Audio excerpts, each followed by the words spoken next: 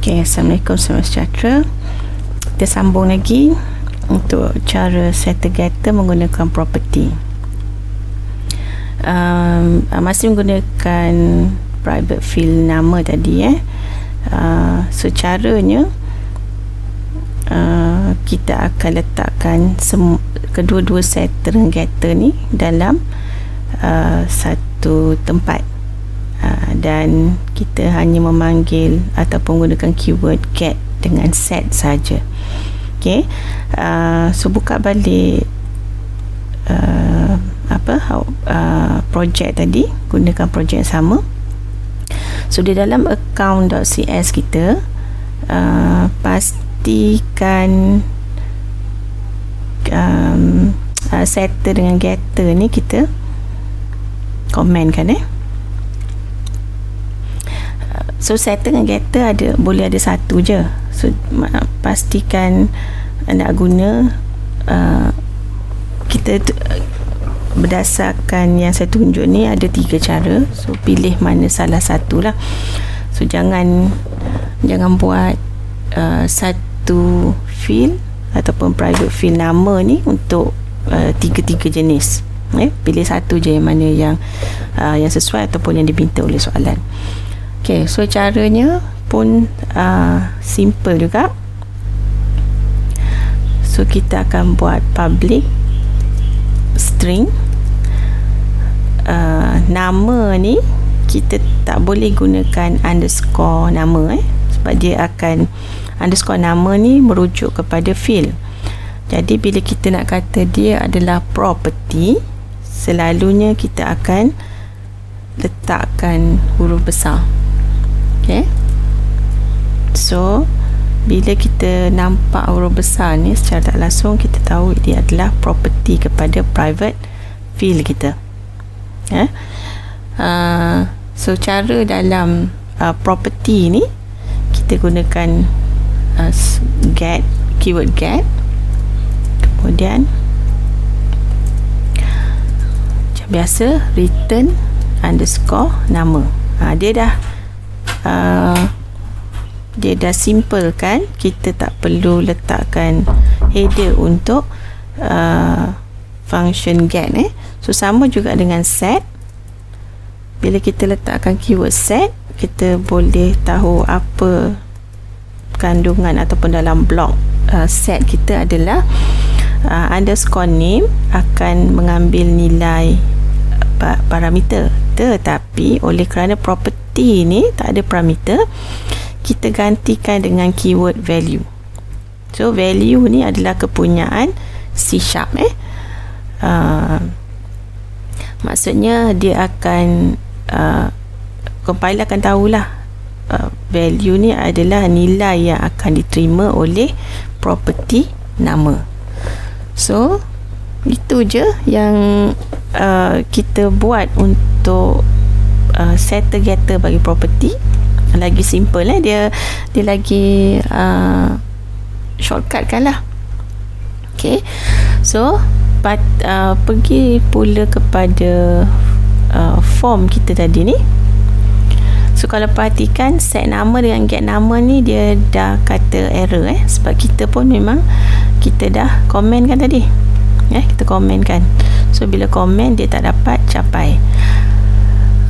Oleh itu set nama dengan get nama ni memang tak boleh digunakan lah.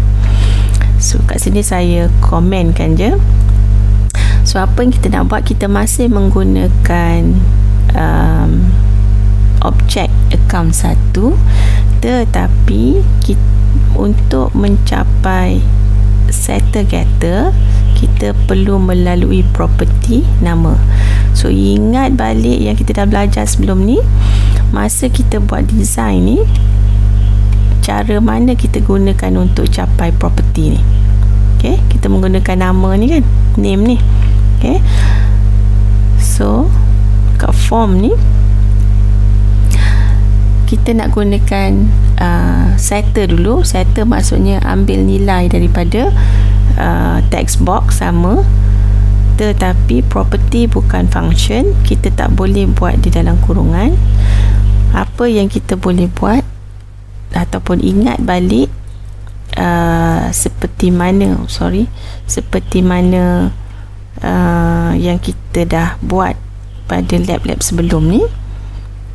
So kalau perhatikan akaun, bila kita buat akaun 1 dot, property nama dah ada kat sini, dan property nama ni berasal daripada kelas account berjenis string dan mempunyai setter dengan getter. So dot kan apa? Dot nama ni akan menerima nilai daripada text box name dot text box nama dot text. Ingat kan macam kita buat macam label tu, lebih kurang. So sama juga untuk keluarkan pada label, kita buat label nama dot text akan menunjukkan account 1 dot nama jugalah. So lagi simple berbanding kita kena mencapai method. Ni cara yang kita boleh gunakan untuk menggantikan cara biasa tu. Dan bila kita run pun masih sama je lah. Dia daripada segi output tak ada perbezaan, sebab kita masih mengekalkan fungsi setter getter. Cuma cara menggunakan, instead of menggunakan cara method, kita menggunakan cara property. So masukkan nama kat sini. Bila kita tekan papa, so nama tetap akan dikeluarkan juga, sama macam output pada setter getter biasa. Kemudian kita boleh juga ringkaskan lagi setter getter ni. Instead of kita buat body bagi setiap set dengan get, kita tukar dia kepada